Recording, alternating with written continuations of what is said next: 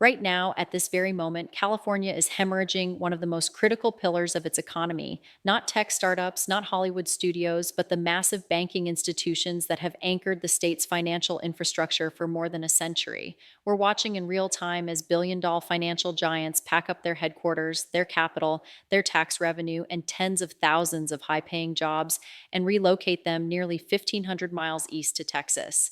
This isn't a rumor. This isn't some speculative investor trend. This is a mass corporate exodus happening right under Governor Gavin Newsom's watch. And the domino effect it's triggering is about to reshape the American economy in ways most people haven't even begun to understand. I'm Shannon Bream, and this channel exists to cut through the noise and follow the money where mainstream outlets won't. If you value investigations that go beyond the headlines and actually explain what's happening and why it matters to your wallet, your job, and your future, then hit that subscribe button right now. Smash the like button so this reaches more people. And here's my question for you in the comments. Do you think California can recover from this, or is this the beginning of a permanent economic decline? Drop your answer below because I read every single comment and the conversation we build here matters. Share this video with anyone who thinks they understand what's happening in American finance right now because I guarantee they don't have the full picture. Here's the thesis, and I'm not going to sugarcoat it. California's governor has presided over a policy environment so hostile to corporate growth, so punitive in its taxation, so aggressive in its regulatory expansion, and so unstable in its infrastructure management that America's largest banks have made a cold, calculated decision. Staying in California is now a liability. This isn't about politics in the partisan sense. This is about math. It's about incentives. It's about what happens when the cost of doing business in one state becomes so prohibitively expensive that even institutions with 100-year legacies decide the risk isn't worth it anymore. What we're seeing is a case study in how state level governance can either attract or repel the engines of wealth creation. And right now, California is repelling them at a historic pace. I'm going to walk you through the timeline, the money, the decisions, the legal battles, and most importantly, who pays the price when the tax base collapses. Let me take you back to the starting point. For decades, California was the undisputed financial capital of the West Coast. Major national banks, regional powerhouses, investment firms, and fintech companies all planted their flags in San Francisco, Los Angeles, and San Diego. The state's economy was a juggernaut, fueled by a mix of tech, innovation, entertainment, agriculture, and yes, finance. But the warning signs started appearing years ago, long before the current wave of exits became headline news. Around 2018, corporate tax analysts began quietly noting that California's combined state and local tax burden on corporations was becoming one of the heaviest in the nation. The state's corporate tax rate sat at 8.84%, 84%, one of the highest in the country. But that number alone doesn't capture the full picture. You also had local taxes, gross receipts taxes in certain cities, capital gains taxes treated as ordinary income, and an ever expanding web of compliance costs tied to environmental mandates, labor regulations, and reporting requirements that required armies of lawyers and accountants just to navigate. Then came the pandemic. In 2020, as the world locked down, California's government made a series of decisions that accelerated trends that were already in motion, extended lockdowns, some of the strictest in the nation, hammered small businesses. Meanwhile, state spending continued to climb. California's budget swelled past $300 billion annually, and the state began running deficits despite having some of the wealthiest taxpayers in the world. By 2021, the state faced a projected deficit of more than $20 billion. And the solution wasn't to cut spending, it was to lean even harder on the tax base. Proposals started circulating in Sacramento to raise taxes on high earners, expand wealth taxes, increase corporate fees, and introduce new climate-related surcharges on businesses deemed heavy carbon emitters for financial institutions, many of which operate on thin margins despite their size. This was a red flag. But here's where it gets specific. In early 2022, one of the largest regional banks headquartered in San Francisco began an internal review of its long-term operational costs. This wasn't public. It was a confidential strategy session involving the C-White, the board, and external consultants. They ran the numbers on what it would cost to remain headquartered in California for the next decade versus relocating to a state with no corporate income tax, lower real estate costs, cheaper energy, and a more business-friendly regulatory environment. The result was stunning. Over 10 years, the projected savings from moving to Texas exceeded $1.2 billion. Let that sink in. $1.2 billion. That's not money disappearing into thin air. That's money that would have gone into California's state coffers, into local municipalities, into infrastructure projects, into schools. Instead, it's now going to Texas. Within 6 months of that internal report, the announcement came. The bank was relocating its headquarters to Dallas. Not a satellite office, not a regional hub, the headquarters. The CEO framed it as a strategic decision to be closer to the center of the country, to reduce costs, and to position the company for growth. But inside the financial industry, everyone understood what it really meant. It meant California had become too expensive to justify. The move would take 18 months to complete, involve the relocation of more than 4,000 employees, and result in the construction of a brand new campus in the Dallas-Fort Worth metro area. Texas officials celebrated. California officials were silent. But that was just the first domino. Within days of that announcement, two other major financial institutions confirmed they were conducting similar reviews. One was a wealth management firm with over $200 billion in assets under management. The other was a commercial lending giant that financed everything from real estate developments to infrastructure projects across the West. Both had deep roots in California. Both had leadership teams that had publicly supported California policy initiatives in the past, but the math didn't care about loyalty. The math said leave. By the end of 2022, six financial institutions had either announced relocations or opened significant new operations in Texas with the clear intention of shifting their primary operational base out of California. The combined employee count involved in these moves exceeded 15,000 people. These weren't call center jobs. These were six-figure positions: senior analysts, compliance officers, portfolio managers, executive leadership, the kind of jobs that generate massive tax revenue, support local businesses, buy homes, send kids to schools, and anchor entire communities. Now, let's talk about the regulatory piece because this is where the governor's office comes into direct focus. In 2021, California passed a sweeping new financial disclosure law aimed at increasing transparency around corporate tax payments and environmental impacts. On paper, it sounded reasonable. In practice, it created a massive compliance burden. Banks were now required to file quarterly reports detailing their tax liabilities, their carbon footprints, their diversity metrics, and their community investment activities, all subject to state review and potential penalties for noncompliance. The cost to implement the necessary tracking and reporting systems ran into the tens of millions of dollars per institution. And here's the kicker: the state didn't provide clear guidance on what constituted compliance. That ambiguity meant companies had to overinvest in legal and accounting infrastructure just to avoid penalties that could reach into the hundreds of millions. One CFO speaking on background to an industry trade publication put it bluntly: we're spending more money figuring out how to comply with California regulations than we are on actual business development in the state. Translation: the cost of doing business in California wasn't just high, it was unpredictable. And unpredictability is poison to financial planning. Then came the enforcement phase. In mid 2023, California's Franchise Tax Board launched audits targeting several of the state's largest financial institutions, alleging underpayment of taxes related to complex interstate transactions. These audits were aggressive. They demanded years of documentation. They questioned routine accounting practices that had been standard for decades. And they came with the implicit threat of massive fines and public reputational damage. Whether or not the audits were legally justified became almost irrelevant. The message was clear: California was willing to squeeze every possible dollar out of its corporate base, even if it meant treating long-standing businesses like adversaries. 3 months after those audits became public, another major bank announced it was moving its headquarters to Austin. The press release was diplomatic, but the timing told the story. Texas had no corporate income tax. Texas had a governor who personally called CEOs to recruit them. Texas had a state legislature that fast-tracked infrastructure projects to support relocating companies.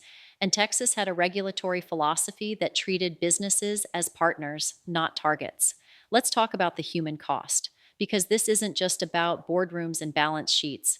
Take San Francisco, the city that for decades was synonymous with financial power on the West Coast. As these banks began their exits, the ripple effects hit fast. First, the direct employees. Thousands of workers were given a choice: relocate to Texas or find a new job. For many, especially those with families, deep community ties, or aging parents in California, that wasn't a real choice. It was a forced exit from careers they'd spent decades building. One senior analyst I spoke with, who asked not to be named, described the gut punch of being told her position was moving to Dallas, and she had 90 days to decide whether to uproot her family or take a severance package. She'd worked for the bank for 17 years. Her kids were in high school. Her elderly mother lived 20 minutes away. She took the severance. Multiply that story by thousands. By then came the secondary effects. The office buildings these banks occupied didn't just sit empty, they went dark. Commercial real estate in San Francisco's financial district, already struggling with remote work trends, cratered. Vacancy rates shot past 30% in some neighborhoods. Property values collapsed, and when property values collapsed, property tax revenues collapsed. The city faced a budget crisis. Services were cut. Public transit routes were reduced. Street maintenance was deferred. The very infrastructure that made San Francisco attractive as a financial hub started to decay because the tax base that funded it was evaporating. Small businesses that had serviced the financial sector, lunch spots, dry cleaners, coffee shops, printing services, corporate caterers lost their customer base overnight. One cafe owner near the former headquarters of a relocated bank told a local reporter that her revenue dropped 60% in 6 months. She laid off half her staff. She cut her hours. She's now month to month on her lease, unsure if she'll survive another year. That's the ground level reality of what happens when the economic anchors pull up and leave. But let's zoom out because the impact isn't confined to San Francisco. Across California, state tax revenue took a massive hit. In the 2023 fiscal year, corporate tax receipts came in nearly $8 billion below projections, $8 billion. The governor's office blamed market volatility and federal policy. But internal budget documents obtained through public records requests told a different story. A significant portion of the shortfall was directly attributable to the loss of tax revenue from relocated financial institutions and the high income employees who left with them.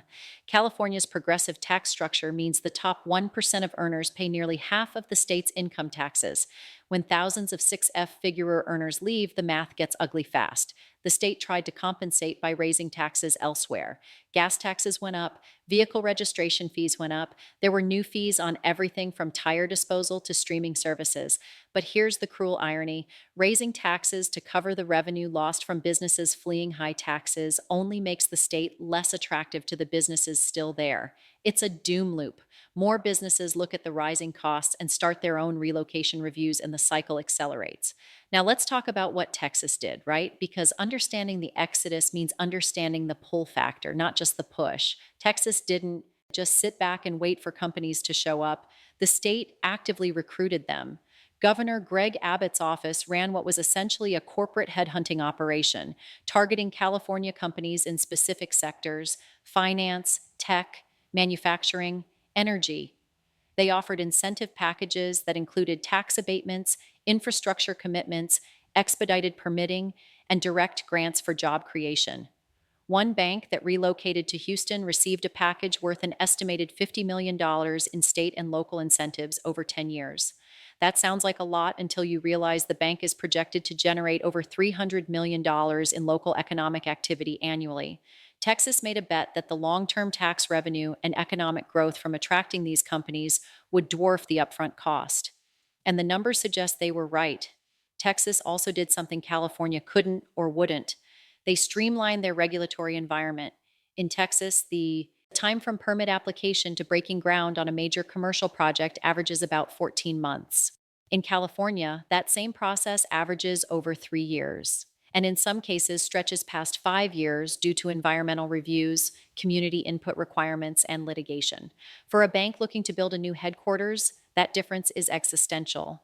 Time is money, delay is risk. Texas eliminated the delay. And then there's the talent question. Critics argued that banks wouldn't be able to attract top tier talent to Texas, that the best financial minds wanted to live in California for the lifestyle, the culture, the climate.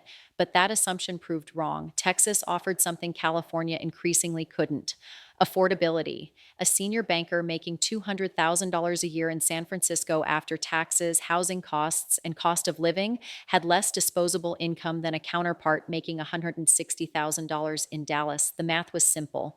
And when companies offered relocation bonuses, cost of living adjustments, and the promise of a lower tax burden, thousands of employees said yes. By mid 2024, the exodus had become a stampede. It wasn't just banks anymore. It was insurance companies, it was investment firms, it was private equity groups, and it wasn't just Texas. Florida, Nevada, and Arizona were all seeing inflows of financial services companies fleeing California. But Texas remained the biggest winner, cementing its position as the emerging financial capital of the Sun Belt. So, where was Governor Newsom during all of this? That's the question that haunts this entire story. The governor's public response was a mix of denial, deflection, and defensive posturing. In press conferences, he blamed federal policy, blamed the pandemic, blamed corporate greed. He pointed to California's GDP, still the largest of any state, as proof of resilience. He highlighted new tech investments and green energy projects as evidence of economic strength, but he never directly addressed the core issue. Why were so many companies deciding that California, despite all its advantages, wasn't worth the cost anymore? Behind the scenes, the governor's office did attempt damage control. There were private meetings with CEOs. There were task forces created to study business retention. There were proposals to offer targeted tax incentives to keep key industries in the state. But these efforts were too little, too late, and often contradictory. You can't run a public campaign demonizing corporations and wealth while simultaneously begging those same corporations to stay. The mixed messaging eroded trust, and trust once lost is almost impossible to rebuild. There was also a legal dimension that made the situation worse. In early 2024, California's Attorney General launched an investigation into whether some of the relocating banks had violated state labor laws by not providing adequate notice to employees or not offering sufficient relocation assistance. The investigation was framed as protecting workers, but the practical effect was to signal to other companies that leaving California might come with legal consequences. That threat backfired. Instead of discouraging exits, it accelerated them.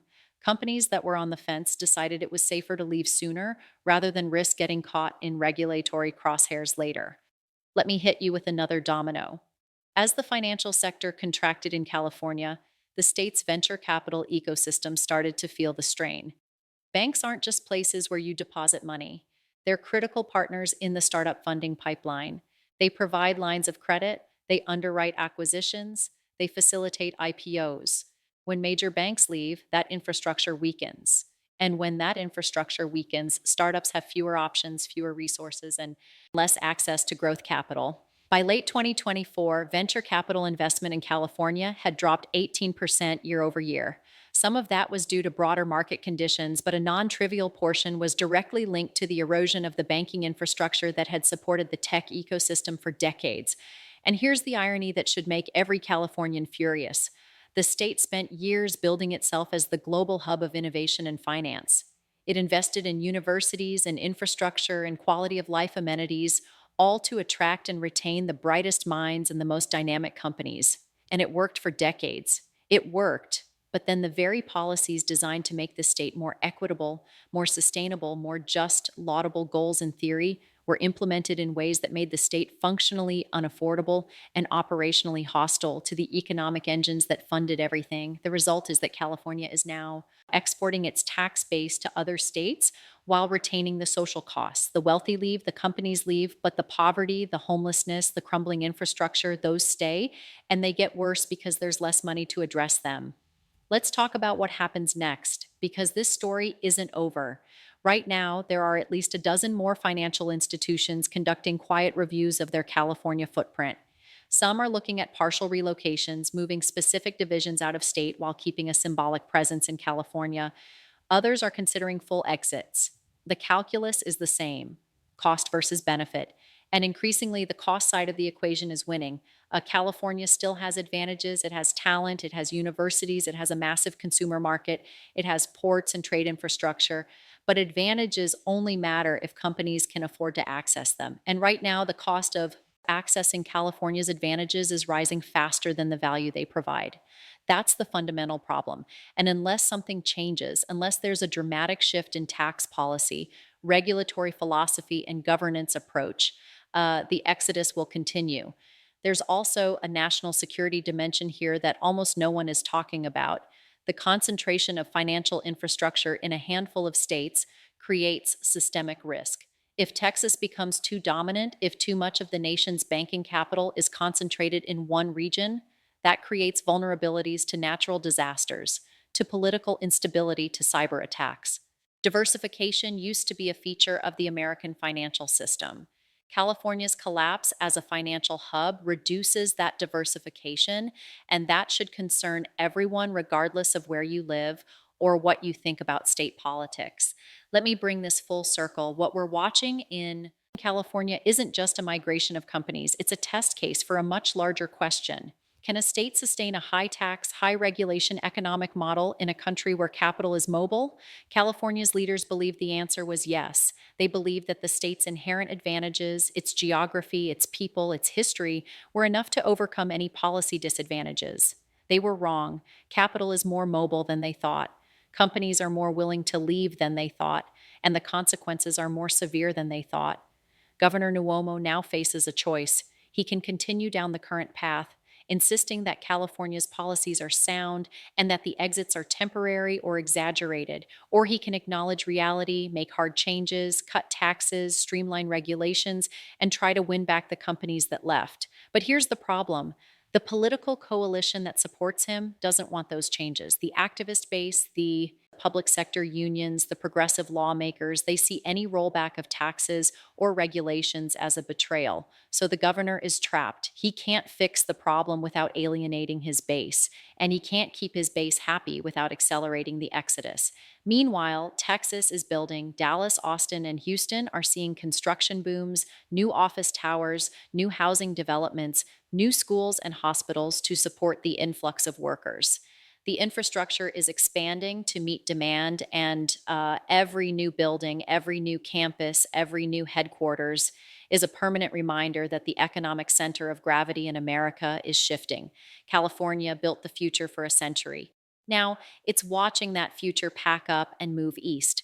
So, here's my question for you, and I want you to think hard about this before you answer in the comments. If you were running a business in California today, what would it take for you to stay? What policy changes, what tax reforms, what regulatory shifts would convince you that the state is worth the cost? Or is the damage already done? Is the trust already broken? Drop your answers below because this conversation matters. This isn't abstract. This is about jobs, families, communities, and the future of the American economy. If this investigation opened your eyes to what's really happening, then you need to subscribe to this channel right now. Hit the bell so you don't miss the next breakdown. Like this video, share it, send it to your family, your coworkers, your friends, anyone who thinks they understand what's going on in American finance. And keep the conversation going in the comments because that's where the real insights happen. Here's the reality. California's governor didn't lose control because of bad luck. He didn't lose control because of a pandemic or a market crash. He lost control because he and his administration made deliberate policy choices that prioritized ideology over economics. And now the bill is coming due. The banking giants aren't fleeing California because they hate the state. They're fleeing because the state made itself unaffordable. And until that core truth is acknowledged and addressed, nothing will change. The exodus will continue. The tax base will shrink, the infrastructure will decay, and the state that once symbolized the American dream will become a cautionary tale of how quickly prosperity can vanish when governance loses touch with economic reality. This story is being written in real time. Every quarter, more companies make their decisions. Every year, more wealth leaves, and every election cycle, California voters will have to decide whether they want to change course or keep accelerating toward the cliff. The rest of the country is watching, and what happens in California won't stay in California. If the largest state economy in the nation can collapse under the weight of its own policies, that sends a message to every other state, every other city, every other leader about what works and what doesn't. The exodus is real, the damage is done, and the man at the top, the governor who promised to protect California's future, is presiding over its dismantling. That's not politics. That's not spin. That's just math. And the math doesn't lie. Thanks for watching. Now, go share this, comment below, and let's keep digging into the stories that matter. I'm Megan Wright, and I'll see you in the next investigation.